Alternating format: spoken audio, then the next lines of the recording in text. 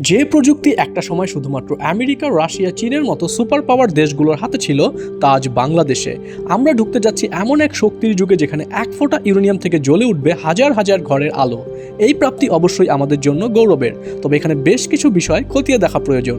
এই পারমাণবিক শক্তি কি সত্যিই আমাদের ভবিষ্যৎ বদলে দেবে, নাকি এর ভেতর লুকিয়ে আছে এমন কোনো ঝুঁকি যা আমরা এখনও বুঝতে পারিনি? এই প্রযুক্তির সাহায্যে আমরা কি নিউক্লিয়ার বোমা বানাতে পারবো? এটা কি সত্যিই লোডশেডিং দূর করবে, নাকি শুধুই হাজার হাজার কোটি টাকার অপচয়? পাবনার ঈশ্বরদীতেই কেন এই প্রকল্প বাস্তবায়ন করা হলো, চলুন জেনে নিই আজকের ভিডিওতে। আসসালামু আলাইকুম প্রিয় ভিউয়ার্স, আপনি এই চ্যানেলে নতুন হয়ে থাকলে প্লিজ সাবস্ক্রাইব করে নিন। সামনে এরকম ইন্টারেস্টিং আর গুরুত্বপূর্ণ ভিডিও আসবে। পারমাণবিক বিদ্যুতের গল্প শুরু হয়েছিল অনেক আগে। 1954 সালে সাবেক সোভিয়েত ইউনিয়নে প্রথমবারের মতো পারমাণবিক বিদ্যুৎ উৎপাদন করা হয়।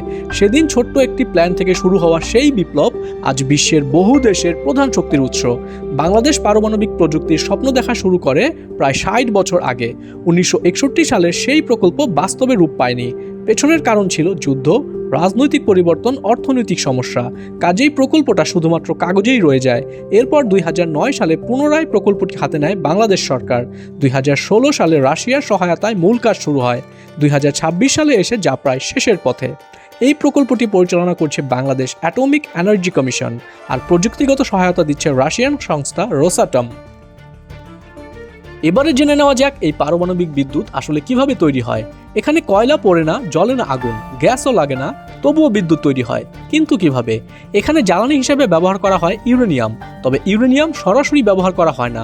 প্রথমে ছোট ছোট ক্যাপসুলের মতো ইউরেনিয়ামের পেলেট সাজিয়ে তৈরি করা হয় ফুয়েল রড। এরপর 312টি ফুয়েল রড একসাথে সাজিয়ে তৈরি হয় ফুয়েল অ্যাসেম্বলি।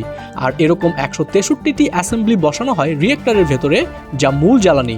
রূপপুরে ব্যবহার করা হচ্ছে আধুনিক VVER 1200 রিয়েক্টর প্রযুক্তি, যেখানে একবার জ্বালানি লোড করলেই একটানা বিদ্যুৎ উৎপাদন করে যাবে প্রায় 18 মাস। এরপর 1/3 জ্বালানি পরিবর্তন করলেই হবে, অর্থাৎ নিয়মিত কয়লা গ্যাস পোড়ানোর ঝামেলা নেই। এখন প্রশ্ন হলো, রূপপুরকেই কেন বেছে নেওয়া হলো এই প্রজেক্টের জন্য? কারণটা খুবই কৌশলগত। পাশেই রয়েছে পদ্মা নদী, যা রিয়েক্টর ঠান্ডা রাখার জন্য প্রয়োজনীয় পানি সরবরাহ করবে। এলাকাটিও তুলনামূলকভাবে কম জনবসতিপূর্ণ, যা নিরাপত্তার জন্য ভালো। মাটিও স্থিতিশীল, অর্থাৎ ভূমিকম্পের ঝুঁকি কম। পাশাপাশি রেল ও নদীপথে ভারী যন্ত্রপাতি আনা সুবিধাজনক। আর দেশের মাঝামাঝি হওয়াতে জাতীয় গ্রিডে বিদ্যুৎ সরবরাহ করাও সহজ হবে। তাছাড়া যেহেতু এটা 60-এর দশকের একটি পরিকল্পনা, তাই বাস্তবায়নও সহজ হয়েছে।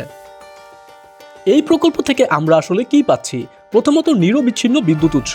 সোলার বিদ্যুৎ সূর্যের উপর নির্ভর করে, গ্যাস নির্ভর করে সরবরাহের উপর, কিন্তু পারমাণবিক বিদ্যুৎ 24 ঘন্টা চালানো সম্ভব। দ্বিতীয়ত, পরিবেশ বান্ধব। এখানে কোনো কার্বন নিঃসরণ নেই। সবচেয়ে বড় সুবিধা হচ্ছে বিশাল উৎপাদন। ঈশ্বরদীতে দাঁড়িয়ে থাকা রূপপুর নিউক্লিয়ার পাওয়ার প্ল্যান্টে তৈরি হয়েছে 2টি ইউনিট, প্রতিটি 1200 মেগাওয়াট ক্ষমতার। অর্থাৎ পুরো প্রকল্প চালু হলে উৎপাদন হবে প্রায় 2400 মেগাওয়াট বিদ্যুৎ, যা দেশের মোট বিদ্যুৎ চাহিদার বড় অংশের যোগান দেবে। ধারণা করা হচ্ছে আগামী আগস্ট থেকেই জাতীয় গ্রিডে বিদ্যুৎ সরবরাহ শুরু হবে। আর এখান থেকে বিদ্যুৎ সুবিধা পাবে প্রায় 30 লাখ পরিবার। তাছাড়া এই পারমাণবিক বিদ্যুৎ কেন্দ্রটি চলবে প্রায় 60 বছর। তাছাড়া এক্সটেনশন ব্যবস্থা উন্নত করলে এটাকে আরও বাড়তি 30 বছর পর্যন্ত চালানো যাবে। অর্থাৎ এটা সুবিধা পাবে প্রায় 3 প্রজন্ম। তবে সব কিছুরই একটা নেগেটিভ দিক আছে। এই পারমাণবিক কেন্দ্রের সবচেয়ে বড় ভয় হচ্ছে নিরাপত্তা। ইতিহাসে আমরা চেরনোবিল এবং ফুকুশিমার মতো দুর্ঘটনা দেখেছি। যদিও আধুনিক প্রযুক্তি অনেক উন্নত, তবুও ঝুঁকি পুরোপুরি শূন্য নয়। দ্বিতীয়ত, পারমাণবিক বর্জ্য। এগুলো হাজার বছর পর্যন্ত বিপজ্জনক থাকতে পারে, তাই নিরাপদভাবে সংরক্ষণ করা বিশাল চ্যালেঞ্জ। তৃতীয়ত, এর খরচ। এই প্রকল্পে ব্যয় হয়েছে হাজার হাজার কোটি টাকা। যদি কোনো কারণে প্রজেক্ট ফেল করে, এর ক্ষতি হবে বিশাল অঙ্কের। এবারে সবচেয়ে গুরুত্বপূর্ণ প্রশ্ন, বাংলাদেশ এখন 33তম পারমাণবিক প্রযুক্তি ব্যবহারকারী দেশ। তাহলে রূপপুর থেকে কি পারমাণবিক বোমা বানানো সম্ভব? উত্তর হচ্ছে না। এখানে ব্যবহৃত ইউরেনিয়াম মাত্র 3 থেকে 5% সমৃদ্ধ, আর পারমাণবিক বোমা বানানোর জন্য দরকার হয় 90%-এর বেশি সমৃদ্ধ ইউরেনিয়াম। এছাড়া এই পুরো প্রকল্পটি IAEA এর তত্ত্বাবধানে রয়েছে, আর ব্যবহৃত জ্বালানি রাশিয়ায় ফেরত পাঠানো হবে।